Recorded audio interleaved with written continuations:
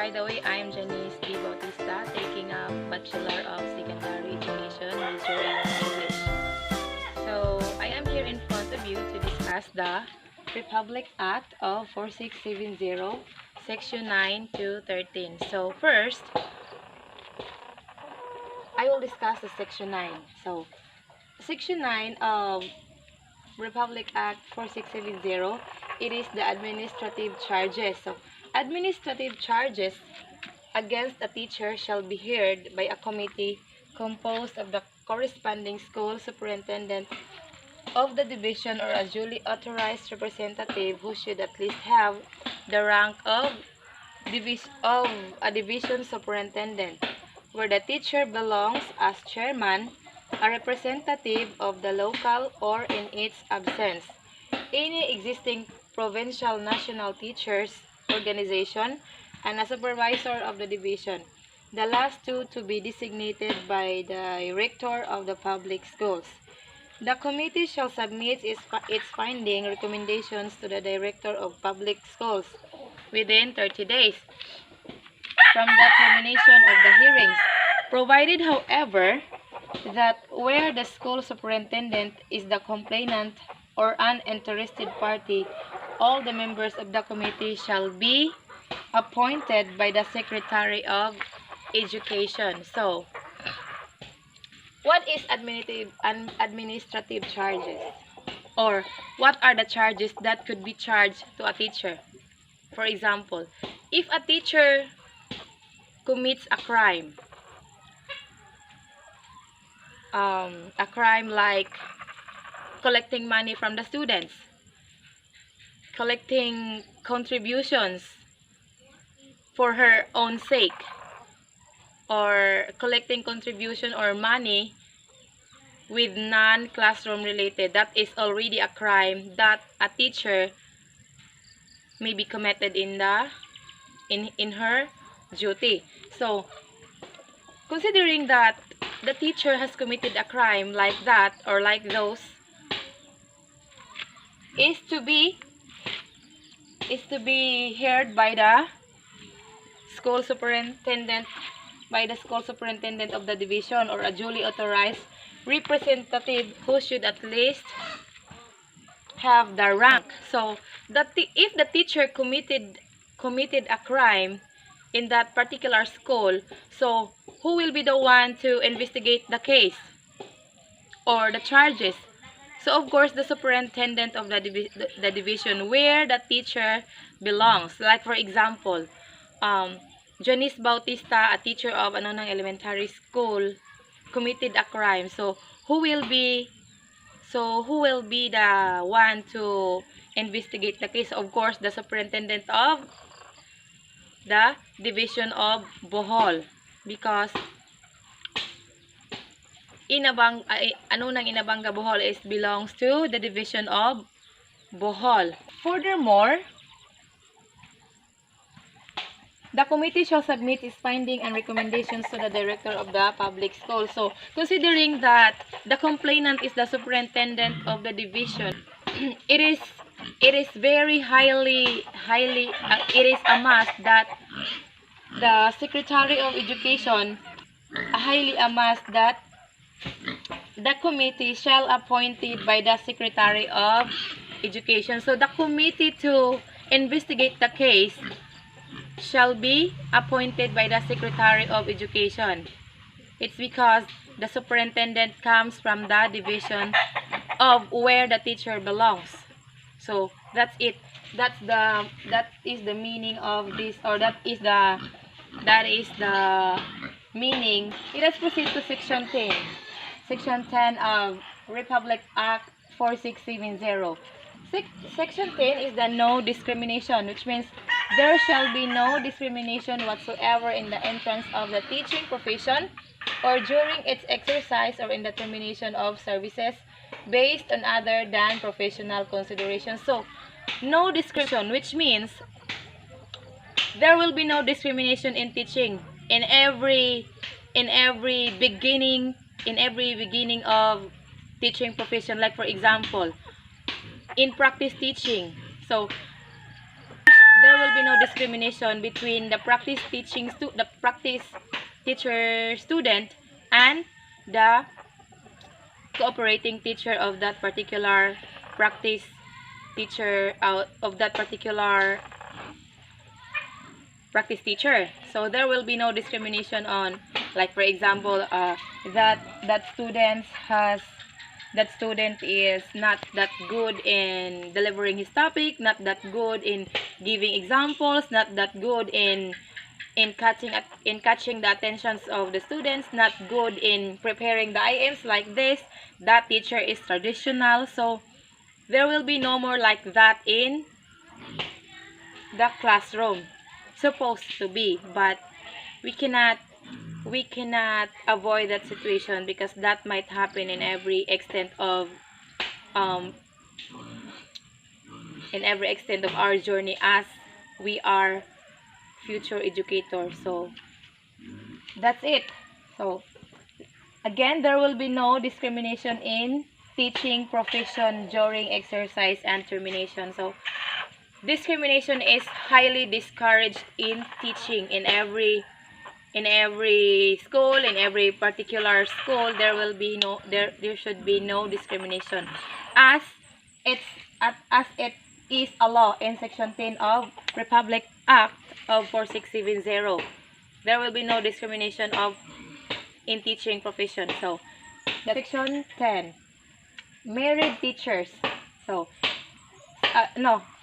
section 11 in Republic Act 4670, married teachers. So whenever possible, the proper authorities shall take all steps to enable the married couples, both of whom are public school teachers, to be employed in the same locality. Which means that if there are teachers, or if there are married teachers, the authority shall take all the steps to enable that married couple to work in the same school or to work in one locality. So it is the duty of the authorities to take all the steps that teachers should work nearly or in one school or even in one locality. So there is also a law in that kind of work,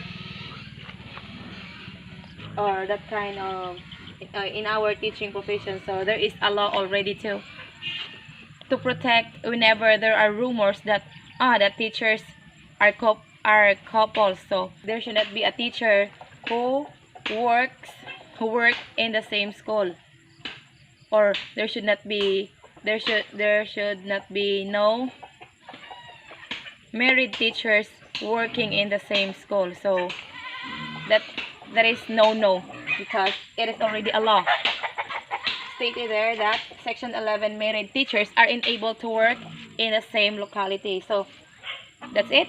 Let us proceed to section 12, the academic freedom. So academic freedom, the teacher shall enjoy academic freedom in the discharge of their professional duties, particularly with regard to teaching and classroom methods. So academic freedom from the teacher. So there are academic freedom, or there are a lot of academic freedom of teachers. Like for example, a teacher is very creative. So how can a teacher have his or her freedom? So to create her to show her her strategies, her creativity, her own methodologies, because a teacher is a facilitator. He will be the one to facilitate what is written in the book. He will be the one to design what is written in the book to make the discussion a more interesting, rather than relying on the book or just merely reading on the book. So there are academic freedom. That's why there are teachers who are creative, strategic, and all that. So that is the rule. That is in this section 12. There is academic freedom. So it is already a law that a teacher has an academic freedom. So that's it. Let us proceed to section 13, teaching hours. So this is very interesting since that let us discover or let us know later. Any teacher engaged in actual classroom instruction shall not be required to render more than 6 hours of actual classroom teaching in a day, which shall be scheduled as to give him a time for the preparation and correction of exercises and other work incidental to his normal teaching duties. Provided, however, that where the exigencies of the service so require, any teacher may be required to render hours but not exceeding 8 hours of actual classroom teaching a day upon payment of additional compensation and of the same rate as his regular remuneration plus at least 25% of his basic pay. So, teaching hours. So, as what we have observed in our journey in learning. So, we have observed that these 6 hours are being not followed in the teaching hours of the government because there are teachers who work from 8 to 5 p.m. So, already an overtime.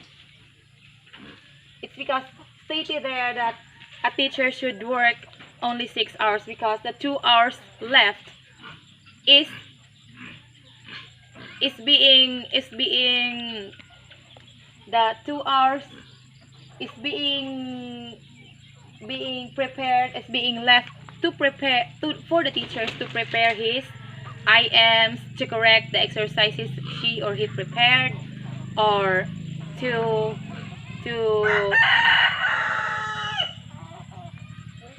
practice or to refine his or her job before it will be presented in the classroom setting. So there should be 2 hours for the teachers to prepare the IMs, to prepare the exercises, to prepare also herself, to prepare or even just to relax for a couple of minutes, or to have a vacant or to free his or her mind. And if ever that there are overtime required by the principal, so there is already a law that the teacher should receive an overtime pay. But as I've observed, as we know, in the Philippines, there are no overtime fees for the teachers. Yes, there are overtime work, but never an overtime fees. But glad to know that they have bonuses, they have allowance, clothing allowance. So it is already a what do you call this? Incentive. So in section 13, it is very clear that teaching hours should be 6 hours and there are 2 hours for the preparation. So another work, so another overtime that is not that is asked by the principal or by the one who is higher than the teacher, so it should be paid 25% of his basic pay. That is all from the Republic Act of 4670 from section 9 to section 13. Section 9, what it is, administrative charges. Section 10, no discrimination. Section 11, merit teachers are enabled. Section 12, academic freedom. Section 13, teaching hours. So that is all, and that is all about my topic for today. I hope I had left you guys a knowledge, or a knowledge about the Republic Act of 4670 from section 9 to 13. That would be all. Thank you. Bye-bye.